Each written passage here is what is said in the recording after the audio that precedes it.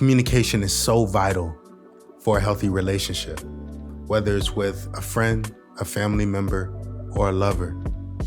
It is vital to thriving in your relationship, because if you just think about it, you're two totally different individuals who have shared so many different life experiences, and we know that our ideas and our understanding of life is primarily shaped by our experiences.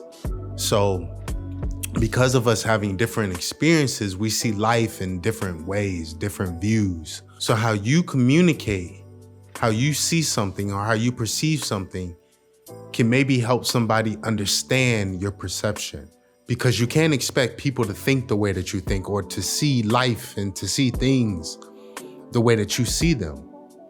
So you must communicate how you see things, how you view things, what you expect out of things, out of life, in order for you guys to have a better understanding of each other.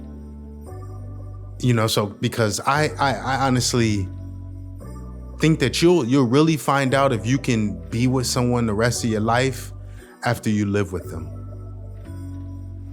Or you really get an understanding of somebody once you live with them, because you share so much time and space together, and you do so much together that you see the good, the bad, and the ugly from individuals when you actually live with them.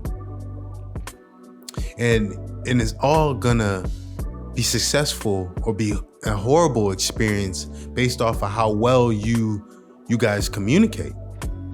What understanding is there between you guys? What makes you tick? What makes that person tick? What do they dislike? What do they like? What do they expect out of what do you guys expect out of each other? Those are all important to having a thriving, successful relationship. You want to make sure that you guys are on the same page. This is where so many couples fail at. This is where so many friends become ex-friends once they live together, once they move together, because the communication wasn't there. You knew that you liked the person. You knew that you guys were boyfriend or girlfriend, or you knew that you guys were friends before you lived together. But once you live with that person, you really grow to understand who they are. So communication is going to help you guys get through. Just an understanding of who does what. Maybe I do dishes this week and you do dishes next week and we alternate. Or maybe, I'll clean only my dishes and you clean only your dishes. There needs to be that communication, that understanding, or you're going to get to situations where one person does dishes, every few days, and then he's going to get tired because he feels like he's the only person doing dishes. He feels like the other person's not carrying their load. And because he doesn't express how he's feeling to his roommate, he holds it inside until other little things make him angry, and then it's just that moment where he explodes and it becomes a big fight. He could have avoided all of that, or she could have avoided all of that if she communicated from the start that, hey, I'm gonna just wash my dishes, or hey, I'll wash dishes this week and you'll wash dishes next week and we'll just alternate. The anger could have been stopped. The fight could have been stopped. The explosion could have been stopped if the communication happened sooner. So you can avoid many conflicts and confrontations and arguments and fights if the communication is done in a timely manner. So time is everything. You want to be proactive instead of reactive. You want to stop things in their track from happening. You don't want things to happen and then try to figure out how to fix that problem. You want to be proactive. So it's the same thing as it pertains to a partner, a lover. You have to communicate what you're expecting from each other. This also allows you to understand that person better. Understand your partner's attachment style.